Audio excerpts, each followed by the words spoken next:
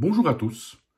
Après sa visite en Corée du Nord, Vladimir Poutine s'est rendu au Vietnam en date du 20 juin de cette année.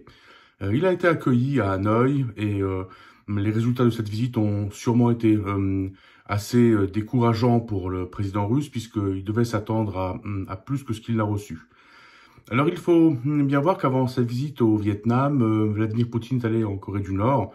Donc en Corée du Nord, il a acheté donc des missiles, des obus, mais également des esclaves, puisque la Corée du Nord fournit à la Russie de l'armement, mais également des travailleurs. Et il faut bien savoir que quand des travailleurs nord-coréens sont envoyés quelque part, ces gens ne sont pas payés pour leur travail, c'est le gouvernement nord-coréen qui est payé. On ne sait pas du tout si cet argent leur est donné ou s'ils en touchent une partie. Dans tous les cas, c'est un système esclavagiste. Donc les Russes ont importé de Corée du Nord donc des armes et des esclaves. Leur visite en Corée du Nord a d'ailleurs fait réagir les États-Unis, qui ont décidé de prioriser l'Ukraine pour l'envoi d'armes à destination de défense antiaérienne, notamment donc, des missiles Patriot. La visite russe donc a également suscité de l'inquiétude, mais voire même de l'énervement en Corée du Sud, puisque donc Séoul a décidé de changer de position vis-à-vis de l'Ukraine. Jusque-là, Séoul ne soutenait pas l'Ukraine ouvertement d'un point de vue logistique, et maintenant donc le gouvernement sud-coréen a informé qu'il pourrait revoir sa position concernant l'aide logistique vis-à-vis de l'Ukraine, notamment en ce qui concerne l'armement ou alors les missiles de défense antiaériens. Donc, la visite russe en Corée du Nord a éveillé donc beaucoup d'agitation dans le Pacifique, aux États-Unis, en Corée du Sud et pas que. Mais il faut bien distinguer donc la visite de Vladimir Poutine en Corée du Nord, où a été signé un accord d'entraide mutuelle. Il faut bien aussi garder à l'esprit que les Russes fournissent à Pyongyang une aide technologique, notamment dans le cadre donc du programme nucléaire, ce qui inquiète la Corée du Sud, hein, ce qui paraît évident. Mais il faut bien distinguer la relation que peut avoir Vladimir Poutine avec Kim Jong-un et la Corée du Nord de la relation qu'essaye de construire Vladimir Poutine avec le Vietnam, parce que donc le Vietnam, c'est une toute autre histoire, et le Vietnam mène une politique totalement différente de la politique de la Corée du Nord. Alors, la Corée du Nord, c'est un protectorat chinois. Donc ça, c'est une évidence.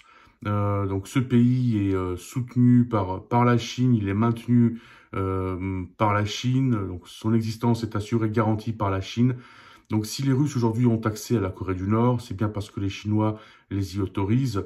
Donc la Russie importe donc des armes de Corée du Nord, des obus, des missiles, notamment des missiles balistiques. D'autre part, donc, elle apporte des esclaves. En contrepartie, elle donne à la Corée du Nord des produits alimentaires, du gaz, du pétrole, un soutien technologique. Mais c'est une relation qui est sous contrôle chinois. Et on peut imaginer que les Russes payent le prix fort à Pékin pour avoir le droit d'avoir accès à la Corée du Nord. Mais le Vietnam, c'est une toute autre histoire, puisque le Vietnam est une espèce de porte d'entrée. En Asie du Sud-Est, c'est une porte d'entrée qu'essaient de franchir non seulement les Russes, mais également les Américains. Puisque les Américains, depuis quelques années, essayent de revenir au Vietnam. Pourquoi? Parce que déjà, le Vietnam est très riche en ressources, hein, donc les minerais, le métal rare.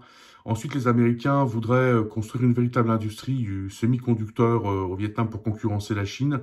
Donc on a un effort considérable, tant économique que politique américain, pour bâtir des relations durables avec le Vietnam à long terme. Mais il n'y a pas que les Américains, hein, il y a également l'Europe, notamment la France, qui essaie de bâtir des relations commerciales avec le Vietnam. Après, il y a la Chine. Le Vietnam n'est pas un protectorat chinois. Hanoï s'en défend beaucoup. Alors, il y a des relations certes assez proches entre Hanoï et Pékin, mais Hanoï n'est pas un protectorat chinois au même titre que la Corée du Nord. Pourquoi? Parce que justement, Hanoï a compris les enjeux de ses ressources, a également compris que le Vietnam devient un enjeu stratégique hein, dans les relations internationales, dans les rivalités entre les diverses puissances, et essaye d'en tirer le meilleur parti, d'ailleurs avec succès pour l'instant. Donc on voit clairement que Hanoï ne prend pas position. Et pour prendre l'exemple de la guerre en Ukraine, on voit clairement que les Vietnamiens restent neutres. Donc d'un côté, donc ils soutiennent donc l'intégration, l'intégrité des territoires, la souveraineté des pays. D'autre part, donc ils ne critiquent pas ouvertement la Russie. Donc on voit clairement qu'il y a un gros effort de la part d'Hanoï pour essayer de rester aussi neutre que possible dans ce conflit, mais également dans les autres conflits qui opposent la Russie à l'Occident. Tout ça pour éviter de se fâcher avec les uns et les autres. Mais même s'il y a une relation historiquement assez proche entre Hanoï et Moscou, on voit clairement que le Vietnam s'éloigne peu à peu de la Russie. Alors, un exemple, donc il y a encore 10 ans, 95% de l'armement vietnamien a été fourni par les Russes. Aujourd'hui, c'est plus que 54%. Donc, il y a encore effectivement donc une relation assez proche entre Hanoï et Moscou en ce qui concerne la coopération énergétique. Donc, il y a des investissements, donc, notamment de Gazprom qui se font au Vietnam, dans la mer de Chine également. Mais le Vietnam se tourne de plus en plus vers les États-Unis et la Chine également, puisque si le Vietnam ne veut pas être un protectorat chinois, il n'a pas pour autant renoncé à avoir des relations économiques et politiques avec la Chine. Donc, cette visite pour Poutine a dû être décevante, puisque le Vietnam ne fournit pas d'armes aux Russes. Ça, c'est une certitude. Donc, qu'est-ce que Poutine a réussi à obtenir à Hanoï le 20 juin de cette année? Pas grand-chose. Quelques accords de coopération économique, quelques accords commerciaux, mais rien qui puisse l'aider tant économiquement que militairement dans sa guerre en Ukraine.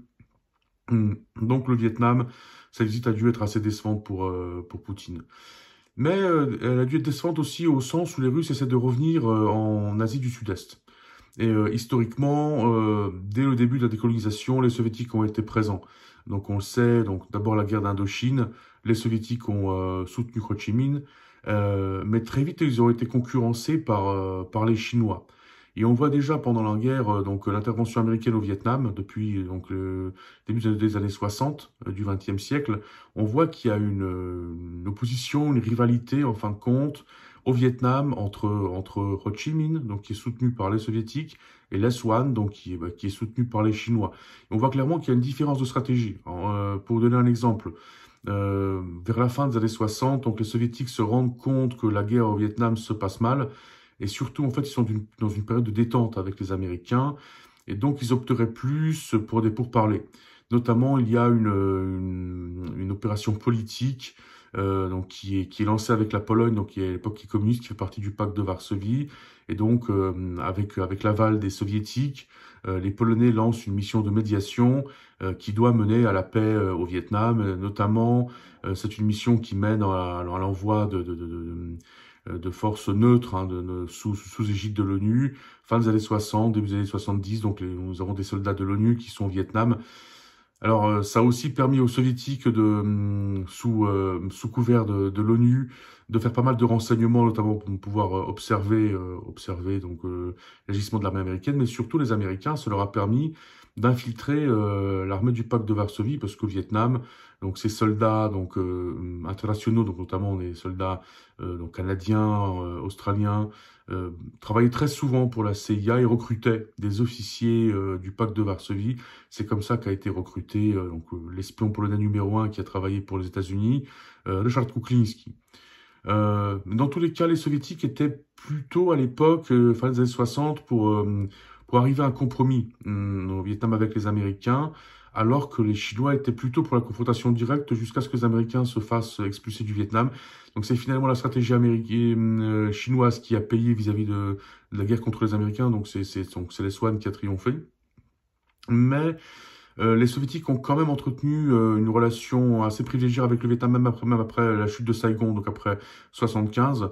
Et ce sont finalement les Soviétiques qui ont permis au Vietnam, dans les années 80, de sortir en tant que se peut de l'isolement international, puisque après la chute de Saigon, l'Occident, notamment les États-Unis, ont posé des sanctions assez drastiques vis-à-vis du Vietnam. À l'époque, il était question de ce qu'on appelait les 2500 portés disparus. Donc en fait, il y avait 2500 GIs américains qui avaient été portés disparus pendant la guerre au Vietnam.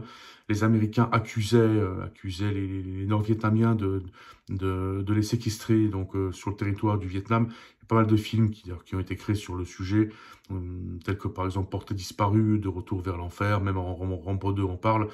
Donc aujourd'hui, ça fait peut-être rigoler certains, mais en tout cas, à l'époque, c'était un gros sujet.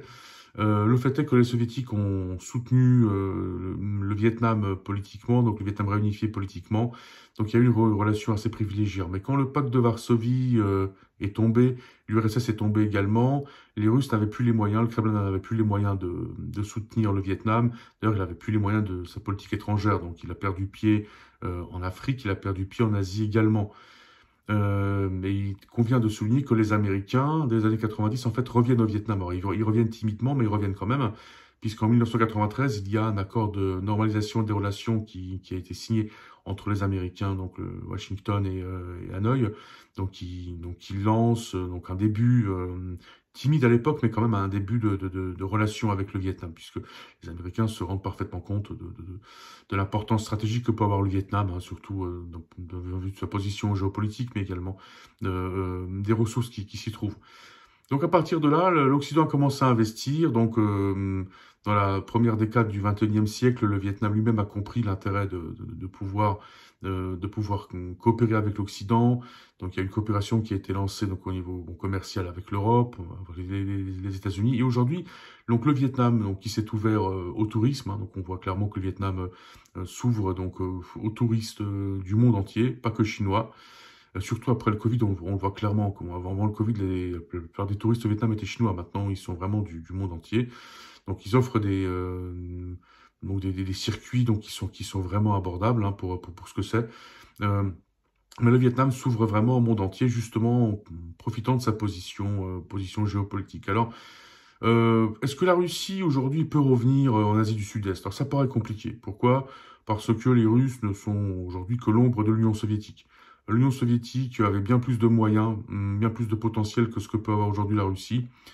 Et quand on compare les moyens qui sont à la disposition des Américains, des Chinois, voire de l'Europe, on voit mal comment les Russes pourraient concurrencer l'industrie énergétique américaine ou européenne. Ça paraît assez compliqué. Donc, qu'est-ce que peuvent offrir aujourd'hui les Russes aux Vietnamiens?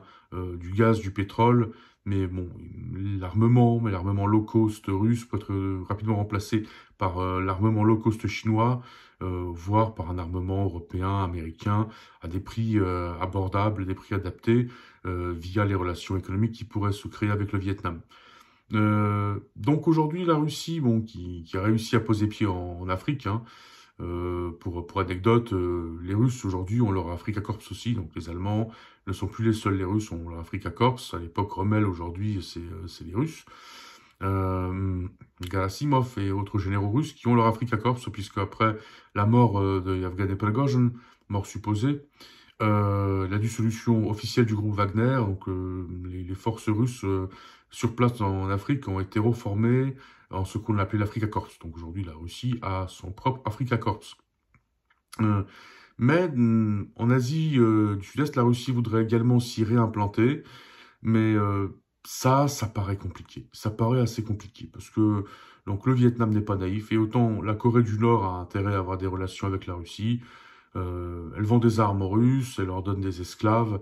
En contrepartie, elle reçoit de la nourriture, elle reçoit du gaz, du pétrole, des technologies. Donc c'est une relation à court terme, voilà, qui est profitable aux deux camps.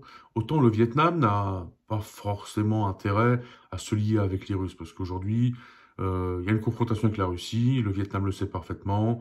Aujourd'hui, le Vietnam peut très bien vendre sa neutralité, peut vendre son amitié, peut vendre ses ressources commercées en fait avec l'Occident, au même titre qu'avec la Chine, qu'avec les Russes. Donc aujourd'hui, pour les Russes, ça va être compliqué de revenir en Asie du Sud-Est, parce que ils n'ont pas les moyens de leur action, parce que ils sont loin d'avoir à offrir au Vietnam ce qu'ils avaient à offrir il y a encore 40 ans. Donc ça paraît assez compliqué. Autant en Afrique, ils ont réussi à s'implanter assez durablement, autant en Asie du Sud-Est, ça va être compliqué.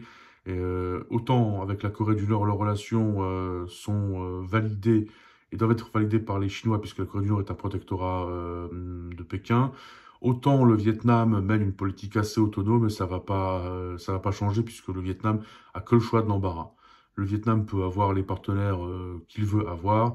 dans la mesure où elle a une position géopolitique et surtout des ressources qui intéressent les Américains, les Chinois et les Russes également.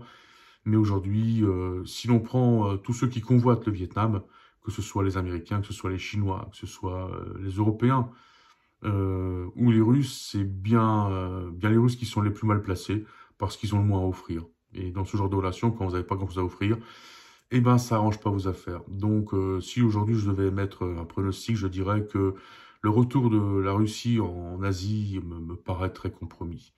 Le Vietnam n'est pas dupe. La Corée du Nord aura des relations à court terme avec la Russie tant que ce sera autorisé par Pékin. Mais Hanoï ne rentrera pas dans le jeu de Poutine parce qu'il n'a aucun intérêt à le faire. Et une coopération énergétique, oui, mais à un certain niveau qui ne dépasse pas un certain cadre, mais sûrement pas une coopération dans le cadre de l'armement. Même si les Russes devaient exercer un chantage sur Hanoï en disant on vous livre plus d'armes, l'armement russe pourrait être très vite remplacé par de l'armement chinois, américain, européen. Donc aujourd'hui, les Russes n'ont aucun moyen de pression sur le Vietnam, alors que le Vietnam a bien plus à offrir. Et les Russes qui veulent se poser aujourd'hui comme leader des pays du Sud ont besoin de ces relations avec le Vietnam, puisque aujourd'hui, quand on observe la région, le Cambodge, le Laos, par exemple, est très proche de la Chine, donc là, les Russes n'auront pas leur entrée. Mais le Vietnam dit clairement, oui, on veut bien vous voir, on veut bien vous parler, on mange un morceau, mais on s'arrête là. Pour le dessert, il faudra revenir. Donc, euh, cette visite de Poutine en Asie peut être considérée comme un succès limité, puisque d'une part, donc l'armement qu'il a ramené de Corée du Nord lui permettra de faire sa guerre en Ukraine, mais ça a réveillé, surtout inquiété les Sud-Coréens et fait que les Américains, d'une part, donc ont validé plus de livraisons d'armes à l'Ukraine et surtout ont validé des frappes tout au long de la frontière avec l'Ukraine, avec la Russie.